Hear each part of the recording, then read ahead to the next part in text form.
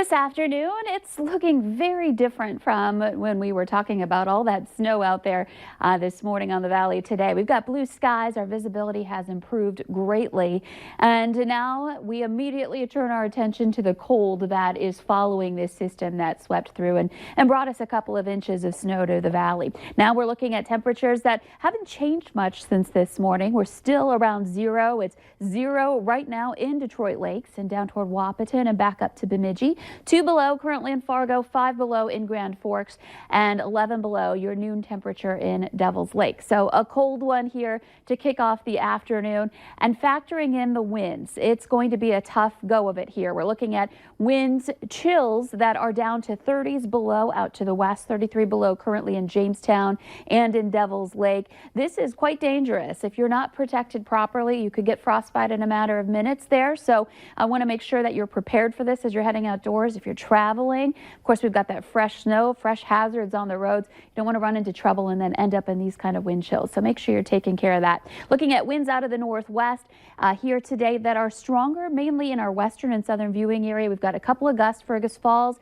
and Jamestown into the 20s. In fact, Jamestown a 29-mile-per-hour gust there. And so that's going to cause a little bit of drifting across some of those roadways. And since it's a northwesterly wind, both north-south and east-west roadways will have some trouble with that from time to time. Visibility is lower in some of those open areas.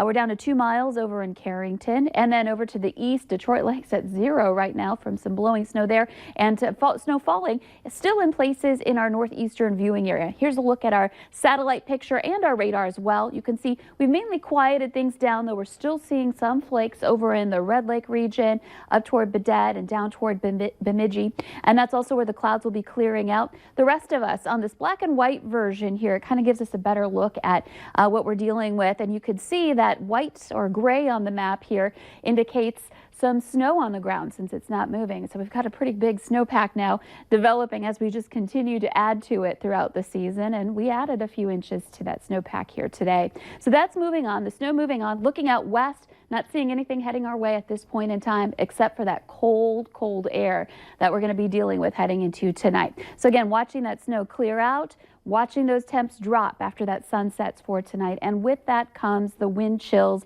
that are again already dropping in spots in that 30 to 40 below range, spreading eastward for the valley as we head into tonight. And those temperatures again continue to decrease too. We're looking at by 11 o'clock temperatures into the teens below 0, and heading into the overnight hours we continue to slide from there, and a lot of us tomorrow morning will yet again start off the day into the 20s below here in the valley, some of us into the mid-20s below 0 coming up for us for tomorrow. So it's going to be a tough start, factoring in any wind at all, a brutal day. So speaking of the daytime hours tomorrow, watch those temperatures rise, but it won't feel that great no matter what because it's going to be a slow climb. So by 3 o'clock tomorrow afternoon, when we oftentimes see some of our warmest temperatures of the day during this season, we'll only be in the single digits below 0. Better than the morning, but still quite cold for the day on Thursday with clear skies and generally dry conditions, maybe a little more wind starting to pick up as we head into Thursday night,